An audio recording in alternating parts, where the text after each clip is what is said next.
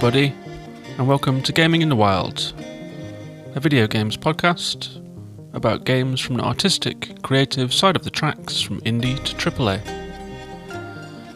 My name's John, I'm your host. I'm a journalist based out in Reykjavik, Iceland, where today, as opposed to the usual winter weather report that I give you at the start of each episode, I have a geology report, because over the last few days, maybe 3 or 4 days now actually, we've been having a succession of pretty intense earthquakes, which we can feel even here in the capital of Reykjavik. They're happening on the Reykjanes Peninsula, which is where the international airport is, but a few days ago we had a 5.6 earthquake. Quite intense. It's one of those ones where it rumbles and the house starts to shake.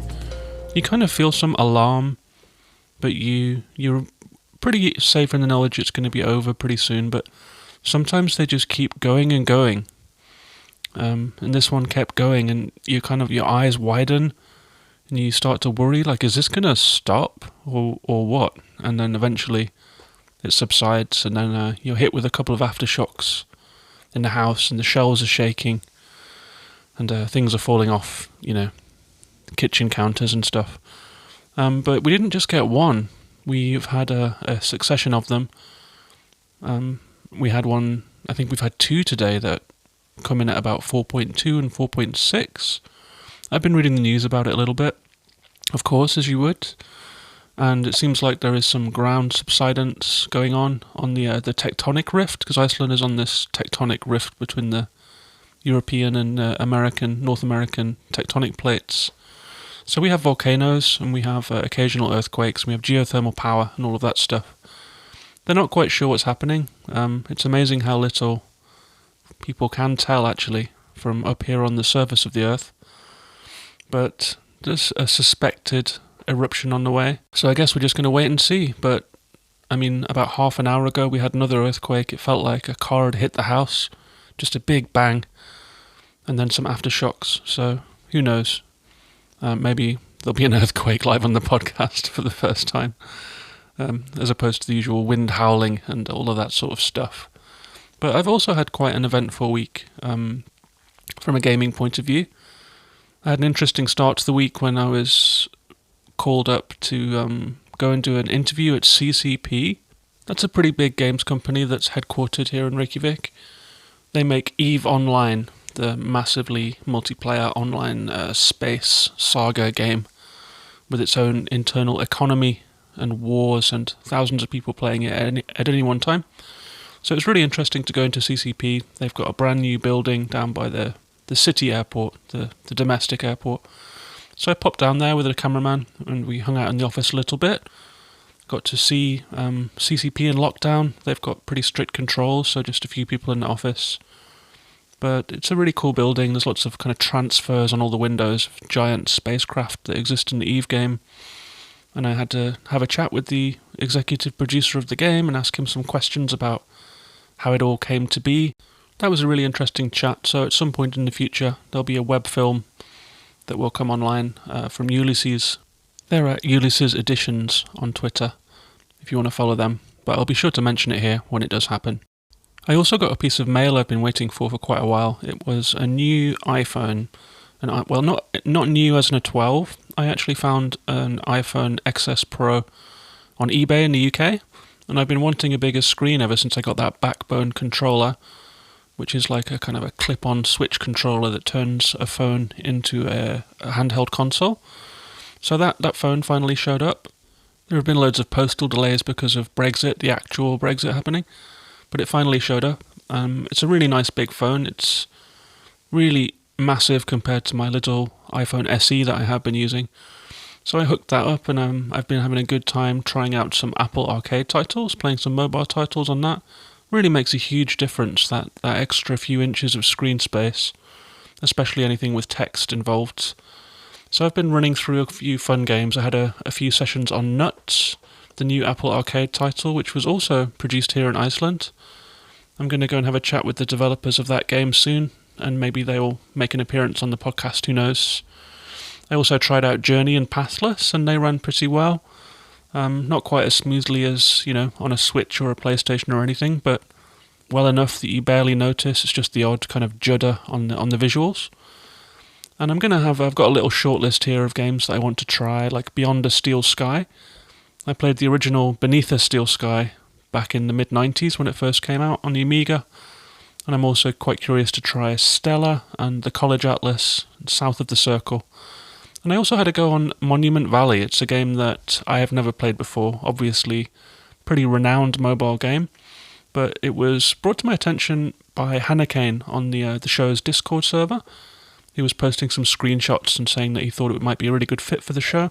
So I played the first few levels, and it is quite magical, actually. It's quite a simple puzzle game, but it has beautiful visuals and really nice music.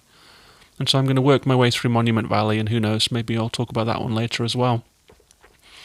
Speaking of the Discord, the show is listener supported, so if you enjoy this podcast, if you're a regular listener, or if you're a first time listener today and you like what you hear, you can head over to patreon.com/gaminginthewild if you'd like to support the show from as little as $1, euro, or pound a month, for which you'll get weekly eShop sale recommendations, extra episodes, an invitation to that Discord community where I talk to people who listen to the show and some friends, and we swap screenshots and game recommendations, and some of those games do end up on the podcast.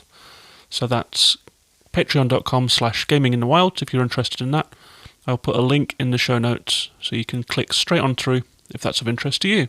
And thank you very much to all my patrons and to anyone who would like to support the show. The money all goes back into the show to help get better equipment, music to play on the show, and to get games to talk about. And I have a couple of good games to talk about today. I'm going to talk about my first steps into the world of Fallout 4, a game I've been meaning to play for a really long time. And I'm also going to touch on Entwined. It's a game, the first game by PixelOpus, who made last episode's featured game, Concrete Genie. And I had a little run through of that. It's quite a short game, but quite enjoyable. So let's get straight into it and talk about Fallout 4.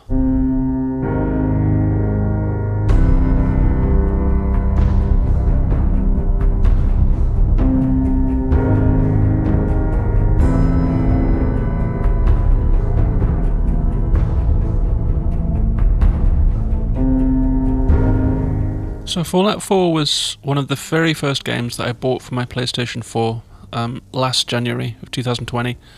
I had some recommendations from my good friend Kieran Daly, one of the editors of Radical Art Review, and he suggested a few games to me and I picked them up. I also bought Shadow of the Colossus, Everybody's Gone to the Rapture, and Control. Those were the first games that I got on my PS4, so I've had Fallout 4 sitting on my desktop ever since then. So it's been almost a year. It's been over a year actually since I actually bought it, and I've never opened it up. There's always been something distracting me. So it was really fun to get into it. I only played about 4 or 5 hours, but I've had a really good time with it so far. It's a 2015 game.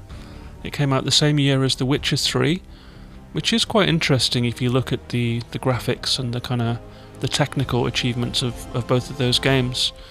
Witcher 3 feels more advanced to me graphically and more slick and modern. Fallout 4 does feel like it's built on an older engine, which I guess it is. I've often had that feeling when I'm playing games by Ubisoft or by some of those big firms that have built their games up over time, that their games are sometimes not quite on the cutting edge because they're based on a previous architecture. I felt that with Assassin's Creed a bunch of times. And you notice it when features are sort of echoed across the output of a studio. It is also the studio that made Skyrim, of course, and you can feel the relationship, I would say, between the two games. But Fallout 4, if there is anyone out there that hasn't played it yet, I think I might be one of the only ones, is an open-world sci-fi epic It's got a retro-futurist feel to it, some kind of 1950s nuclear paranoia, and sort of an old-fashioned futurism, like the kind of sci-fi that you might have expected from the middle of the last century, with kind of cute-looking housekeeper robots and like big wrist computers, and everything's quite bulky and retro. So I really like retro-futurist science fiction. I think it's a nice aesthetic, and Fallout 4 does it really well. And at the start of the game, you're in a family home when suddenly there's a knock at the door and you're ushered towards a Fallout shelter. You head in there and are frozen and wake up 200 years in the future. You emerge to find that you're the only one awake. You go through some tutorial stuff, and then you come out the front of the shelter to find the hometown in which you started the intro of the game has been devastated by nuclear war. Everything's a little bit radioactive. Humanity has declined from the Western civilization that we know into the post-apocalyptic future culture that we are all too familiar with, because there is so much post-apocalyptic culture over the last couple of decades, especially with the turn of the millennium. It seemed that all science fiction turned in that direction. Things like The Road and, the modern Mad Maxes and that wasteland warrior fighting to survive, fighting to find food and fighting to find clean water. It's almost like this kind of self-knowledge moment of humanity as we become aware of all the damage that we're doing to the world, that we like to look forward and imagine what it might be like when everything does tip over the edge. So it's not the most cheerful game in the world, but I've been very impressed by it. I'm very impressed by the variety of systems that are presented to you in quite an organized way. Like, you learn that you can build things, you can get resources by raiding old buildings. You find everything from like old metal objects, machines and clocks, cups and plates, household objects, and you can harvest them all, pack them all away, and then you can turn them into metals and circuits and so forth to build increasingly complex things. And I believe this is my first Fallout game, but I believe that might have been an innovation of this game, that as well as sci-fi first-person shooter stuff, there is also this crafting and base building element. But all of it is presented really nicely, so you get like a nice taste of the harvesting and building. Help some people, help some settlers set up a little settlement where they can be safe, have beds to sleep on, which you make from wood that you've harvested, and get clean water out of the earth by making pumps and so forth, and defensive turrets. And I also found like a farm on my first little run around this quite beautiful post-apocalyptic world. And someone at that farm told me that they'd lost a very important locket, and I wanted them to trust me and to trade with me and to be able to use their facilities. So I went to a pin on the map to an old satellite array and broke in there by using a kind of a computer terminal to unlock the password. Went down inside and there were some bandits in there. You pick up weapons as you move around. There are quite a lot of weapons for you to get. I had, I think at this point, a minigun and a pipe rifle and a revolver. And I worked my way through there. There was about 10 raiders down there to take out. Some quite kind of tense and fun combat. The game has a really fun shooting system where you can either aim in real time, or if you see an enemy coming, you can tap L1 and go into a mode that I think is called VATS, where you can select, it goes into extreme slow motion, you can select a body part from someone that you're aiming at, whether it's their head, arm, leg, torso. You get a percentage chance of hitting them, and it's based on the attributes that you've got, the skill points you've applied to your perception. You also have skill points for strength and intelligence and charisma and so forth. So I enjoyed using that system to shoot better. I do struggle with first-person shooters. I like when there's a mechanic that can help you out with the targeting, whether it's a lock-on or this quite innovative system in Fallout 4. So I progressed through this dungeon-type scenario and then found the locket, found a code and a key for a locked room. There were some radioactive bugs down there and things like that, and came out with like a little nuclear warhead and a bunch of new equipment. There's loads of different outfits that you can wear in the game. You can customize your character entirely. And so it was a really fun time I had with my first Fallout 4 moments, and I'm really excited to see what this game holds. I have a big soft spot for open world games. I love to explore in games, and I love to experience that kind of environmental storytelling where a world is really well put together and believable. And Fallout 4 seems to have that. It's a beautiful rendition of nature, even if it is in a completely trashed and polluted state. You know, the sunlight comes in through the trees, there is rippling water and lakes and waterfalls, and you can harvest berries, and there are kind of mutated wildlife running around.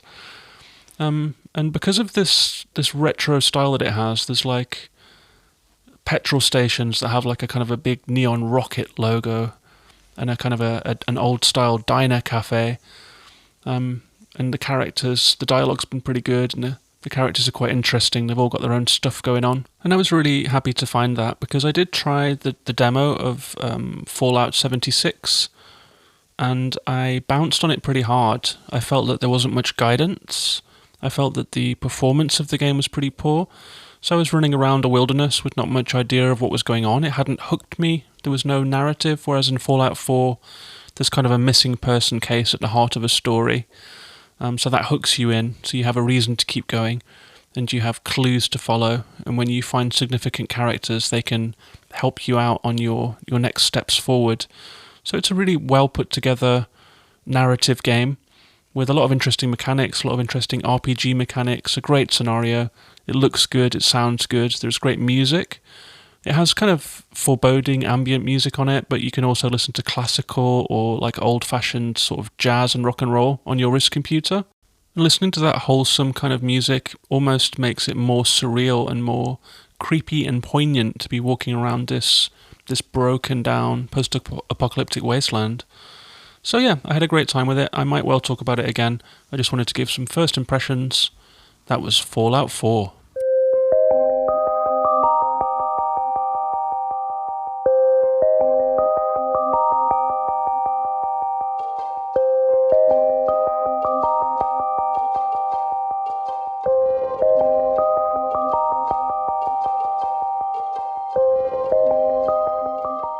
The second game that I'm going to review today is Entwined. It's a 2014 game by PixelOpus. I talked about them and their studio story last episode because they made the wonderful Concrete Genie. I liked it so much that I went back and dug this game out because it's on PS Now. So if you're on PS Now, you can play it for free. It's published by Sony. It was available on the Vita and the PS3, and it's on the PS4 now, and that's where I played it. And it is very much a last generation game. There's no two ways about it. The visuals look a little dated by now, but it's worth talking about. I think it's a one sitting game, and I had a nice time with it. It's described as a rhythm game in the Wikipedia page for the game, which was a little surprising to me because I hadn't thought of it as one during my playthrough. The game is about two different creatures, and you control both of them. You control one with the left-hand stick and one with the right. One of them is a fish and one of them is a bird. And so there is this theme of duality in the game, of two creatures that are connected but can't meet. And the gameplay reminded me, most of all, of Tempest or Tempest 2000, except mixed with the gameplay of Two Cars, the mobile game. Really, really ferociously addictive mobile game that I recommend giving it a try if you like time wasters. It's a game where your left thumb will control one car, your right thumb will control another car, and you kind of swipe left and right to make sure that neither car hits something. It really, really engages you. It's like a left brain, right brain kind of scenario where you're kind of having to think about two different things at once in a way that really keeps your mind busy. And Entwined takes that formula and turns it into the Tempest scenario. So you're flying down a tunnel. Your left stick is controlling a creature on the left-hand side of the screen and the right stick on the right. And as you're flying along, you have to maneuver them both in concert to fly through holes in barriers, to hit targets, to collect crystals. And at the end of each level, you build up throughout the level. You have a little energy meter for your bird, a little energy meter for your fish. And the more crystals that you collect, the higher that gets.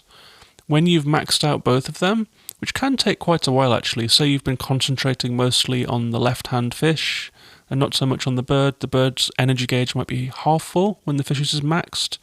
You have to max them both. The level will then speed up and some lightning will start to crackle between the two, the fish and the bird. And then you have a little sort of a faster section where you have to do the same again but faster. And then eventually they all join together and they will bloom into a dragon creature, and there's a little kind of free flying section, and that's the end of the level. So it's a game about reactions, it's a game about being observant and having quick thumbs to make sure that both of your creatures is hitting the targets. It has some nice ambient music. It reminded me a little bit of like something like Panzer Dragoon as well, with that kind of fixed perspective. Especially the dragon free-flying segments, they have a little bit of Panzer Dragoon about them. It's kind of a clunky game, a little bit old-fashioned, but quite enjoyable. It took me 1.5 hours to play through in its entirety. And I can kind of see the rhythm game description in retrospect, because as you hit the targets, there is an audio feedback. So say you fly through 3 rings on the left and then 3 rings on the right. Each ring will chime and it will be in time with the music. And I guess the way that it's set up is that you have to think alongside the music and to use the music as a cue. It just didn't occur to me while I was playing that that's what I was doing, if you know what I mean. I was using the visual cues of seeing the obstacles coming towards me to maneuver my creatures into the right positions to pass each obstacle. But in retrospect, perhaps it's maybe that's a good sign, you know. Maybe it's so well interwoven between the audio and the visual aspect that it just all felt very natural. I will say that it's a game that could have been frustrating, but I mean it's relatively undemanding. It's not hugely challenging. I mean, I don't think of myself as an extremely skilled gamer, but I did pass through this one pretty effortlessly. I'm not sure that there are fail states, or if there are, then I didn't find them. Maybe if your energy goes down to 0 on both sides of the gauge, then you have to start again. But that didn't happen to me, at least. I managed to get through it in one sitting, and I really enjoyed my time with it. I found it to be a very relaxing experience, kind of hypnotic. You just kind of drift into it. Really enjoyable, really simple. Not an awful lot more to say about it, actually. That was Entwined by PixelOpus. I wouldn't say that it's worth going out and buying, but if you do happen to have a PS Now subscription, then it's a fun way to spend a couple of hours. That's Entwined.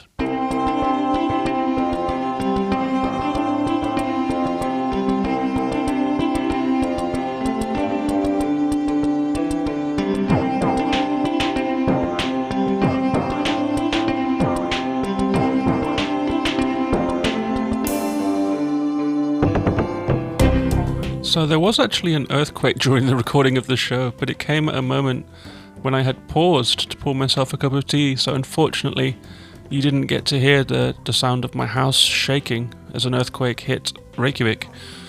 So hopefully I'll be here next week still though, to give you a new show. I've got a few games lined up on the slate. I'm planning to do an episode about A Plague Tale, another game that I've been working my way through. A Plague Tale Innocence, that's that kind of medieval Last of Us type game. It's kind of a retelling of the plague during the 100 Years' War, but with a really creepy horror twist to it. It's really cool, really accomplished game, so I've been having fun with that one. Also, I mean, there was a PlayStation State of Play this week.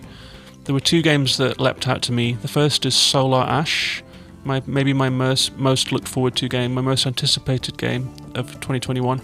It's by Heart Machine, who made Hyper Light Drifter, which has featured on a previous episode of the show, and it was the first time that we got a look at the gameplay, and I have to say it looks really exciting. It looks a little bit like The Pathless, in that it's a very kinetic, motion-driven game, but you're using gravity that flips, so you're kind of going around these kind of inside of a black hole environments, where your feet kind of sink through the floor and you can skate forward and you kind of double jump and triple jump and grapple things in the distance, and it all looks very kinetic and exciting. So I'm really looking forward to Solar Ash.